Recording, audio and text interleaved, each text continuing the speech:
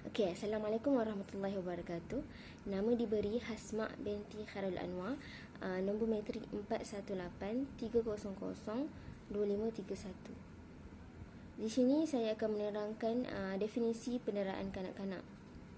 Pertubuhan Kesihatan Sedunia WHO mentakdirkan penderaan kanak-kanak sebagai semua bentuk penderaan sama ada fizikal, emosi, seksual, pengabaian, penyalahgunaan, penipuan atau eksploitasi yang boleh menyebabkan kecederaan atau kerosakan kepada kesihatan, kehidupan, pembangunan atau kemuliaan kanak-kanak yang dilakukan oleh mereka yang bertanggungjawab, amanah atau kuasa ke atas kanak-kanak.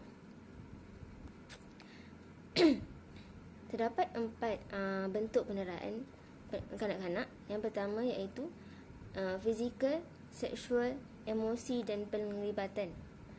Yang pertama iaitu fizikal.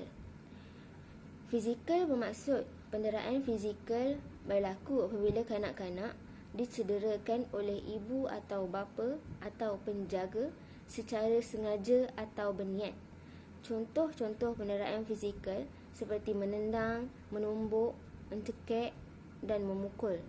Sementara itu, kecederaan yang selalu dikaitkan dengan penderaan fizikal adalah lebam, cala, kecederaan otak, pendarahan, patah tulang dan beberapa kes yang melibatkan kematian. Bentuk seterusnya iaitu penderaan secara seksual. Penderaan seksual adalah pelibatan kanak-kanak dalam aktiviti seksual yang tidak difahami sepenuhnya apa yang sedang dilakukan. Contoh penderaan seksual termasuk perbuatan seks dengan kanak-kanak, rogol, mendedahkan alat kelamin, pelacuran kanak-kanak dan pornografi kanak-kanak. Tindakan lain seperti memegang, mencium, menggosok bahagian peribadi kanak-kanak dan tingkah laku seksual yang tidak normal juga penderaan seksual. Seterusnya, bentuk penderaan yang ketiga iaitu penderaan emosi. Penderaan emosi adalah trauma psikologi yang menyerang pemikiran dan lapisan perlindungan supaya minda terganggu untuk jangka masa pendek atau panjang mengikut tahap keadaan trauma yang berlaku.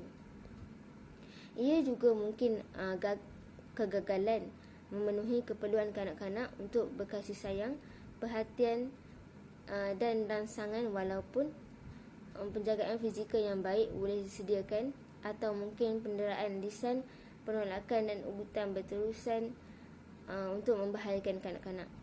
Ia mungkin juga merujuk kepada tingkah laku negatif ibu bapa atau penjaga terhadap kanak-kanak di bawah jagaan mereka. Yang terakhir iaitu pengabaian. Pengabaian kanak-kanak adalah apabila ibu bapa atau penjaga tidak memberi penjagaan, pengawasan, kasih sayang dan sokongan yang diperlukan untuk kesihatan, keselamatan dan kesejahteraan kanak-kanak. Pengabaian kanak-kanak termasuk pengabaian fizikal dan pengawasan yang tidak mencukupi, pengabaian emosi, pengabaian perubatan dan pengabaian pendidikan. Sekian, terima kasih. Setiap kanak-kanak mempunyai hak untuk hidup sihat dan bebas dari keganasan.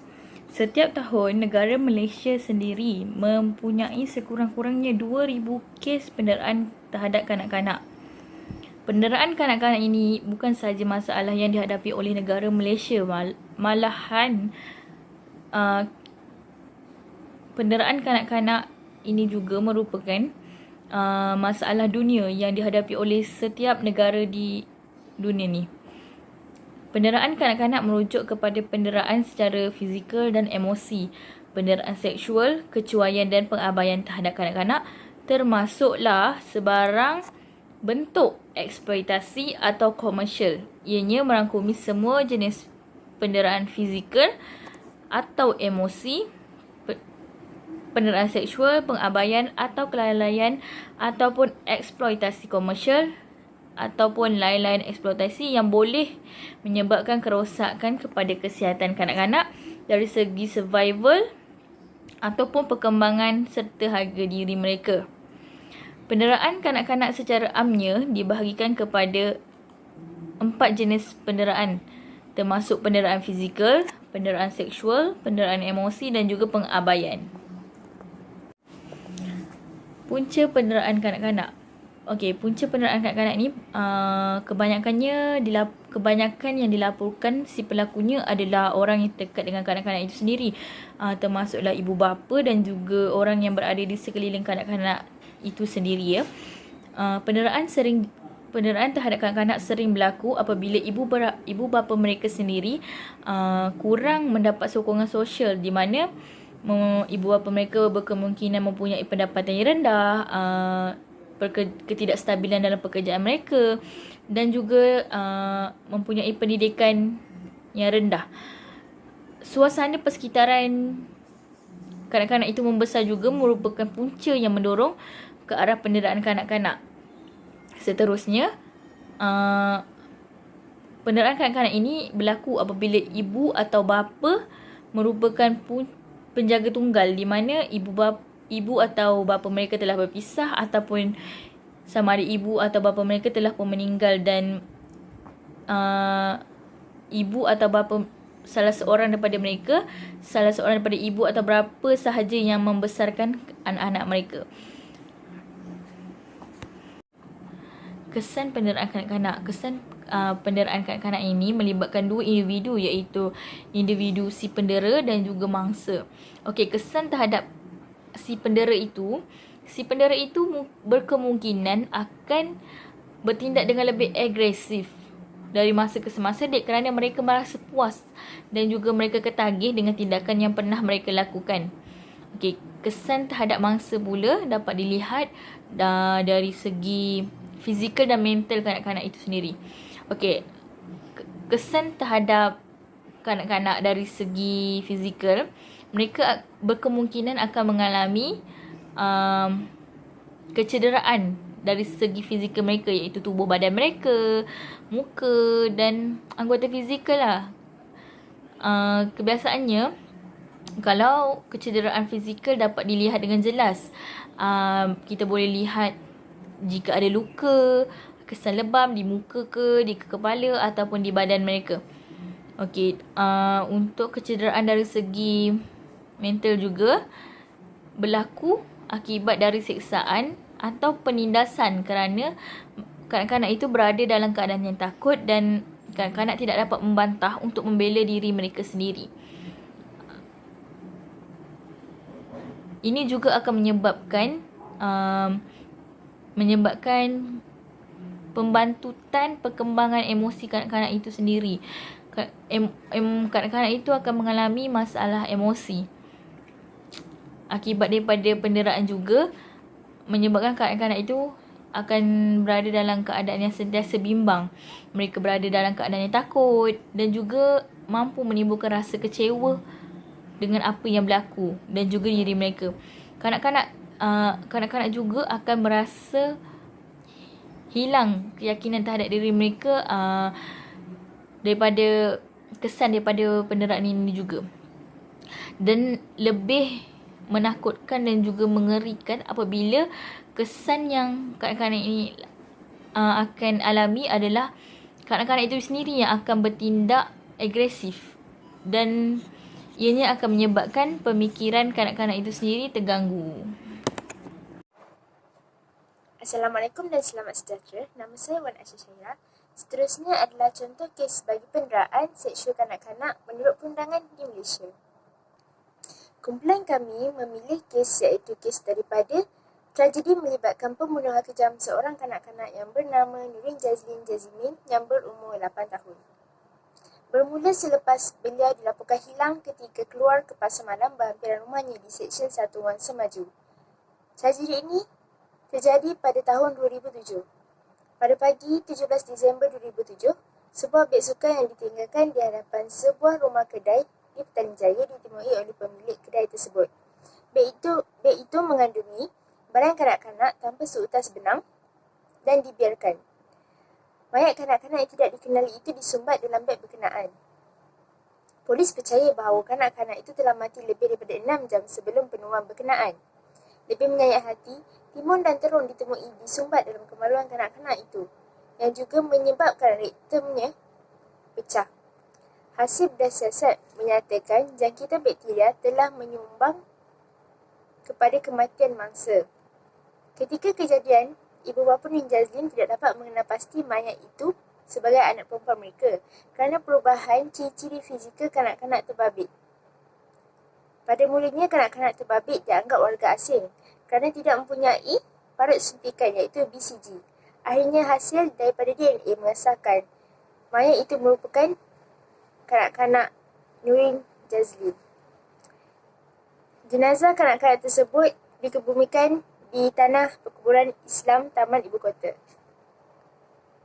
Hasil siasatan daripada kes ini adalah disebabkan pelaku merupakan seorang pedofilia. Iaitu suka kepada kanak-kanak dan memenuhi hajatnya melampiaskan nafsu terhadap kanak-kanak tersebut. Sekian. Assalamualaikum dan salam sejahtera. Nama saya Nur Azwa binti Osman, nombor matrik 4183003391. Saya ingin menerangkan tentang huraian bagi tajuk kami, iaitu penderaan seksual kanak-kanak menurut perundangan di Malaysia.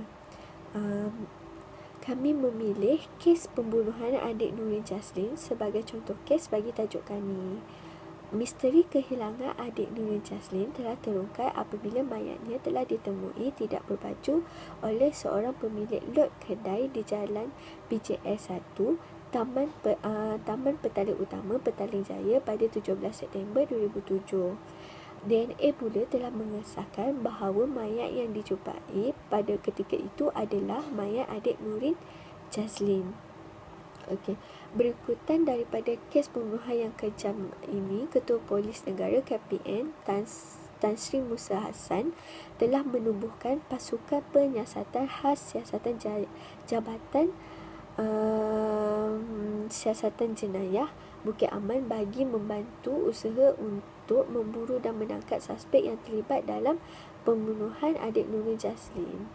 Okay, Jabatan Siasatan Jenayah Bukit Aman mewujudkan satu lagi unit baru yang dinamakan Bahagian Siasatan Seksual, Penderaan dan Kanak-kanak yang dianggotai oleh pegawai-pegawai wanita dan pengarah Jabatan Siasatan Jenayah Bukit Aman. Menurut Datuk Christopher Wan Soki, unit itu yang akan juga dikenali sebagai nama lain iaitu D11 ditubuhkan bagi memantapkan dan meningkatkan tahap kecekapan dalam menangani masalah yang berkaitan dengan kes-kes penderaan kanak-kanak. Jabatan itu dianggotai oleh 101 anggota wanita yang telah dilatih untuk mengendalikan kes-kes seksual, penderaan dan kanak-kanak.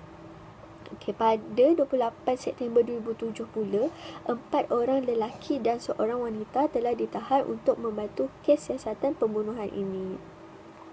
Kes pembunuhan adik Nurin Jazlin ni telah mengundang kenyataan dari Perdana Menteri pada ketika itu, iaitu Tun Abdullah Ahmad Badawi, tentang kemungkinan bagi memaparkan kes jenayah seksual kanak-kanak ini di media. Ketua Polis Negara pula, Tan Sri Musa Hassan, memberitahu bahawa beliau bercadang untuk menyiasat kemungkinan ibu bapa Nurin Jazlin telah cuai dalam menjaga adik Nurin Jazlin.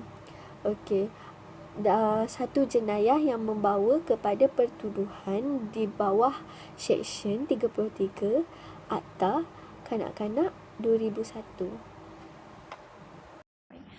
Assalamualaikum dan salam sejahtera. Nama saya Nur Ismahani binti Amri. Hari ini saya akan merumuskan tentang tajuk kami, iaitu penderaan seksual terhadap kanak-kanak.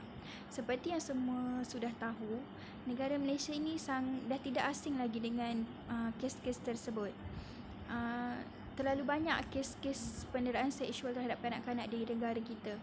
Jadi, sebagai rakyat Malaysia, kita haruslah bertanggungjawab untuk memastikan negara kita aman dan tidak lagi ada kes-kes penderaan seksual terhadap kanak-kanak.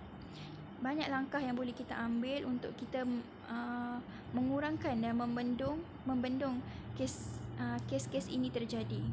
Jadinya antara langkah awal yang boleh kita ambil adalah kita sebagai rakyat Malaysia haruslah melaporkan kepada pihak atasan atau pihak yang berkuasa seperti polis, badan-badan khas, Jabatan Kebajikan Masyarakat, supaya masa depan kanak-kanak ini lebih terjamin dan lebih terjamin lah. Okey, seterusnya langkah yang boleh kita ambil adalah kita haruslah meningkatkan lagi mutu kehidupan kita dengan mempelajari ilmu-ilmu kerohanian, ilmu-ilmu moral, supaya diri kita ini ada sifat keperimanusiaan terhadap kanak-kanak, lebih menghargai kanak-kanak dan menyayangi kanak-kanak. Okey, oleh sebab itu perkara ini sangat penting untuk kita sebagai manusia mengetahui tentang kanak-kanak itu adalah masa depan negara. Baik, akhir sekali, kita haruslah mengambil tindakan ini dengan segera supaya kanak-kanak atau mangsa yang terkena atau yang terlibat dalam kes-kes ini masa depannya lebih cerah, dan kita haruslah mengambil langkah segera untuk merawat mereka supaya trauma itu tidak mengganggu kehidupan harian mereka untuk menjalani hidup yang lebih ceria. Itu saja, terima kasih.